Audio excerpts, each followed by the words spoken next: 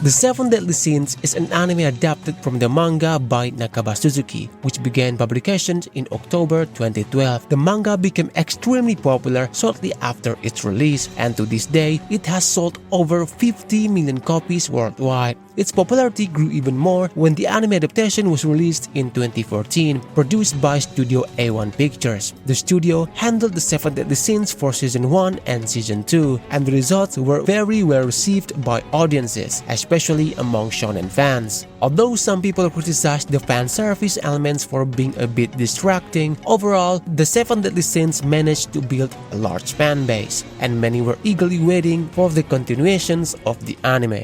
However, everything changed when the Season 3 arrived. For this season, the production studio switched from A1 Pictures to Studio Deen. Now, Studio Deen itself is not a bad studio. They're actually a major studio that has produced many beloved anime titles, such as Showa Genroku Rakugo Shinju, Higurashi no Nakukoroni, and Konosuba. But out of all genres they've handled, fast-paced shonen action has never really been their strongest area, and the result was disappointing. The Seven Deadly Sins Season 3 received heavy criticism due to its drastically reduced animation quality. Some scenes from the anime even went viral and became memes among the anime community. What makes it even more unfortunate is that Season 3 actually adapted one of the most anticipated arcs in the entire story, featuring characters and battles that should have been some of the series' greatest highlights. But because the animation fell far short of expectations, Season 3 ended up being considered one of the most disappointing anime seasons among fans. Studio Deen also made Season 4, which was the final arc of the story. However, the production quality still wasn't enough to regain the results or excitement of the audience. In the end, the Seven Deadly Sins, which was once one of the most popular shonen series of its time, came to a rather bitter conclusion. Blue Lock is a manga written by Muneyuki Kaneshiro and illustrated by Yusuke Nomura, which was later adapted into an anime by Studio 8-Bit in 2022. The anime immediately caught the attentions of many viewers, especially sports anime fans, because it offered a very different concept from most sports stories. Instead of emphasizing teamwork, Blue Lock focuses on ego, individuality, and the intense competitions among players to become the best striker. Aside from its unique concept, the animation in Season 1 was solid. Its release coinciding with the 2022 World Cup also boosted the hype, especially since Japan's national team performed exceptionally well, even pulling off dramatic victories against Germany and Spain. It felt like a real-life scene straight out of an anime. In 2023, the popularity didn't fade. Blue Lock even became #1 best-selling manga of the year. But this surge in popularity likely pushed the production committee to make a rush decisions, releasing Season 2 in 2024 despite the productions not being fully prepared. As a result, the animation quality in the second season became the subject of heavy criticisms and jokes from fans due to a noticeable drop in quality. The animation felt less fluid, character movement were restricted, there were too many still frames, and some scenes looked almost like PowerPoint slide animations. Moments that were supposed to feel intense and epic lost their impact. Many fans were disappointed, especially because Season 2 adapted one of the arcs that should have been among the most memorable. Interestingly, in the final episode of Season 2, Studio 8-Bit unexpectedly showed what they were truly capable of. The player movement were so much more fluid and dynamic, the camera work became more cinematic with fast zoom and rotations following the ball, and the use of color and lighting added intensity and dramatic weight. This episode clearly showed that Studio can produce something impressive. Unfortunately, one stunning episode wasn't enough to restore the reputations of a season that had already been widely viewed as rushed and poorly handled in the terms of production. Ninja Kamui is an original anime produced by ENH Productions and directed by Sang-Hoo Park, a name previously known for his work on Jujutsu Kaisen and The God of High School. The anime's arrival surprised many people at first, since it came from the new studio that didn't yet have strong reputations to promote themselves. But through Ninja Kamui, the studio's name began to gain attention. In the first half of its broadcast, Ninja Kamui received a lot of praise for its truly stunning animation quality. The fast, fluid fight choreography captivated many viewers. Even though the story itself wasn't particularly standout or groundbreaking, the anime's main appeal was its visual executions and its intense aggressive action. Many even called it one of the strongest anime contenders of the year, often comparing its action quality to Jujutsu Kaisen.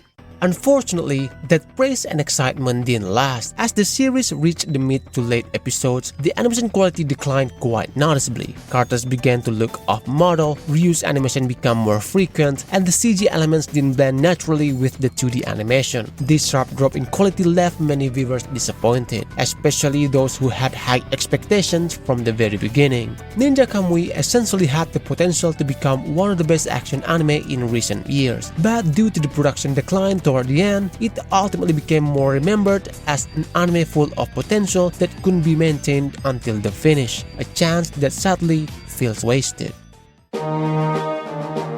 Honestly, at first, I didn't know anything about the beginning after the end at all, until I started hearing a lot of buzz around it after the anime adaptations was released. That's when I realized that this anime actually had a pretty big hype surrounding it before it even aired. The beginning after the end, a webtoon made by Turtle Me, already had a huge and dedicated fan base, so naturally expectations were high. Many people believed that the beginning after the end had the potential to become one of those anime that would really blow up in the mainstream. Some media outlets even listed it as one of the most anticipated anime of its release year.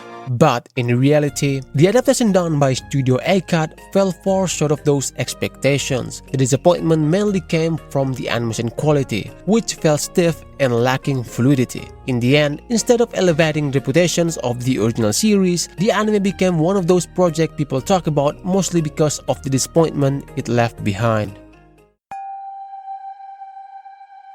Junji Ito is a highly well-known figure among manga readers, especially in the horror genre. His works are famous for their unique visual style and intriguing story concepts, and he has the ability to draw out deep human fears from things that seem ordinary. This is what often leads people to praise him as one of the greatest horror mangaka. However, as a creator of horror, it seems like Junji Ito carries a sort of curse when it comes to anime adaptations. Almost every adaptation of his works struggles to meet expectations and fails to capture the tone of the original manga.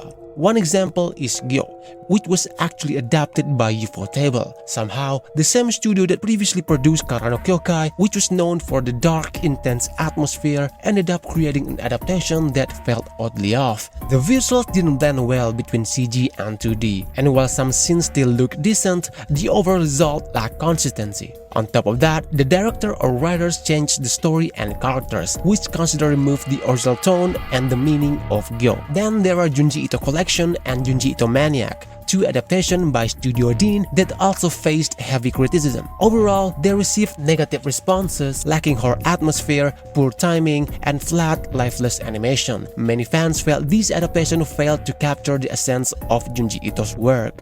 But despite all these disappointments, fans still held on to hope. In 2019, it was announced that Uzumaki, one of Junji Ito's most acclaimed works, would finally receive an anime adaptation. Excitement soared. Many hoped this adaptation would finally break Junji Ito's anime curse. When the first episode aired, fans were thrilled. Uzumaki was praised for successfully recreating a strong horror atmosphere with black and white visuals that closely resembled the original manga. This artistic direction matched the tone of the story so well that many people called it the best horror anime in years. Unfortunately, that excitement didn't last long.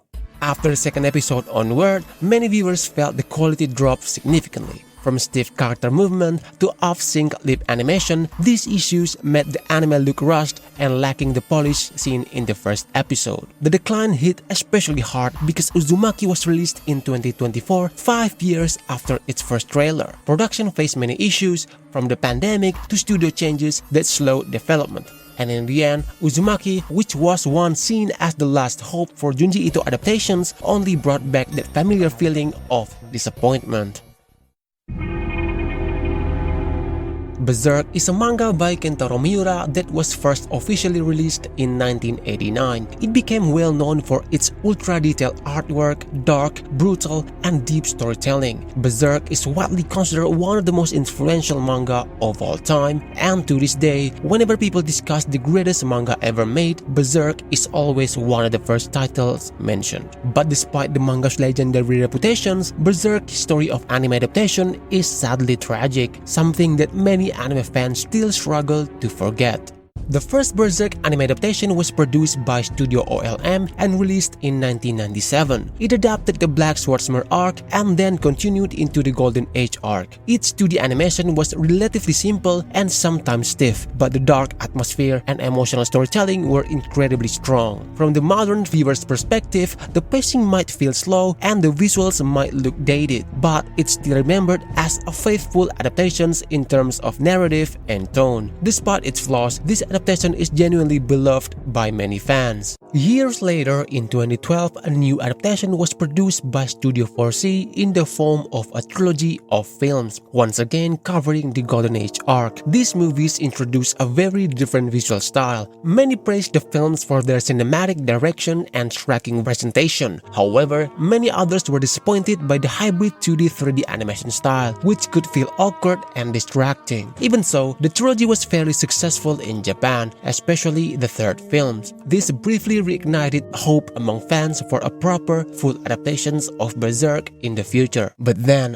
2016 happened, a nightmare that Berserk fans still remember. Instead of being a new beginning, the latest adaptations became one of the most painful moments for the fandom. Berserk 2016 was produced by Gemba, Milapense, and Liden Films, with Gemba and Milapense being relatively new studios at the time and heavily reliant on 3D CGI animation. This anime finally adapted the story after the Golden Age arc, something fans had waited decades for, since no adaptation had ever gone beyond that point. But the final result was a massive disappointment, and the most criticized aspect was of course the visuals. The anime used a mix of 3D CGI and 2D animation, but the styles didn't blend well. The frame rate constantly stuttered, and many people said the scenes ended up looking like cutscenes from PlayStation 2 game. Even the sound effects felt awkward, turning emotional and epic moments into scenes that felt uncomfortable and unintentionally comedic.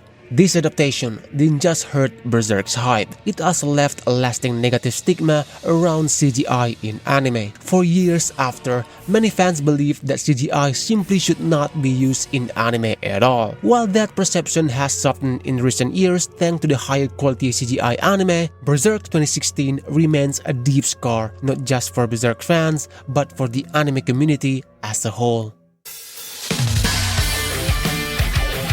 It's honestly a bit sad when we talk about One Punch Man, a series that was once praised as one of the peak achievements in animation and visual quality. If there was ever a discussion about the best animation in TV anime, One Punch Man was almost always brought up. But of course, that only refers to the first season. One Punch Man Season 1 was a miracle. Not just because its story, but because it managed to gather so many incredibly talented animators into one production, a dream team that rarely ever happens. Shingo Natsume was the key figure behind this. He had a very wide network and personally reached out to many skilled animators to contribute to the show. The result was phenomenal, iconic anime that even became a gateway for many people who previously weren't interested in anime at all. But a gathering of animators at that level seems to have been a once-in-a-lifetime occurrence. For a long time, One Punch Man didn't receive a new season, yet it remained one of the most anticipated anime continuations.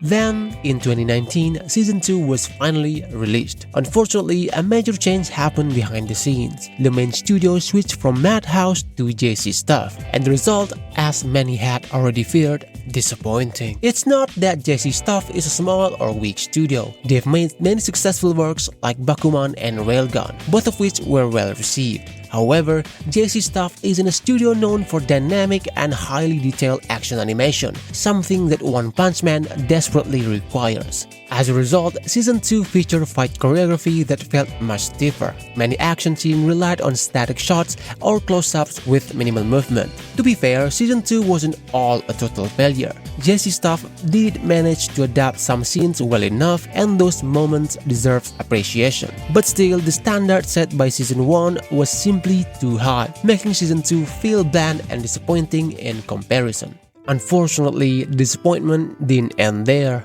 Season 3, which finally released about 6 years after Season 2, only made things worse. JC Staff returned as the main studio, but instead of improving, the season is widely considered to look even worse. The whole internet started joking about it. Memes like One Frame Man were literally everywhere. Every time I checked the internet, I found a clip, a meme, or someone clowning on the new season. And with a lot of drama surrounding it, honestly felt like watching one of the most loved anime series crumble under its own legacy.